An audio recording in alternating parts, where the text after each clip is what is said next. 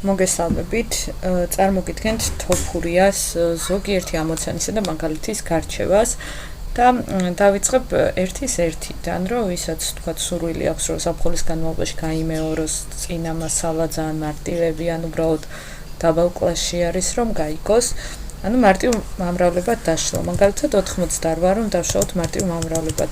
8 ხას უვლებენ ხოლმე და მე რომ არ ჩავსო, მე მგონი მაინც გასაგები იქნება. პირველი მარტივი რიცხვიდან ვიწყებთ. მოდი გავიხსენოთ, როგორი რიცხვებია მარტივი რიცხვები. მარტივი ეწოდება რიცხვს, რომელსაც აქვს მხოლოდ 2 გამყოფი. ანუ მაგალითად რიცხვი 2 იყოფა მხოლოდ 1-ზე და 2-ზე. ამიტომ ეს არის მარტივი. რიცხვი 3-იც იყოფა მხოლოდ 1-სა და 3-ზე. ხოლო შემდეგი რიცხვი მაგალითად 4 უკვე 2-ის ჯერადი რიცხვია.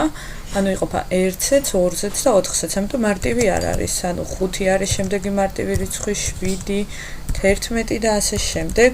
ვიცით რომ მარტივ რიცხვთა სიმრავლე უსასრულო სიმრავლეა.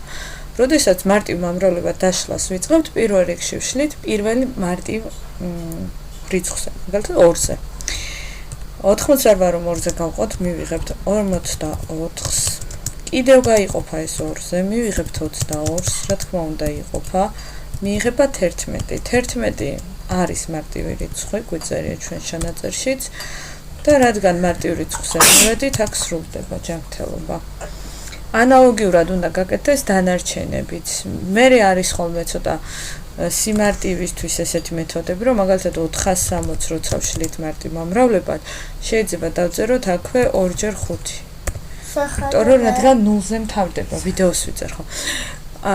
ანუ მე ვაგრძელებთ ესე რომ 46 მიიღება, ესეც ლუწია და ესე იგი 2-ზე იყოფა.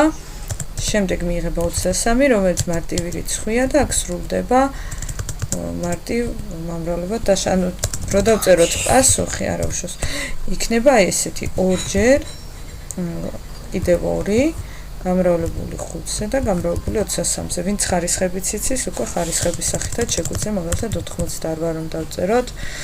აქ ჩავსვათ მოდი ფორმულა ტოლობა და 2-ის კუბი გამრავლებულია 11-ზე. აი, ასეთი სახითაც შეგვიძლია ჩავწეროთ.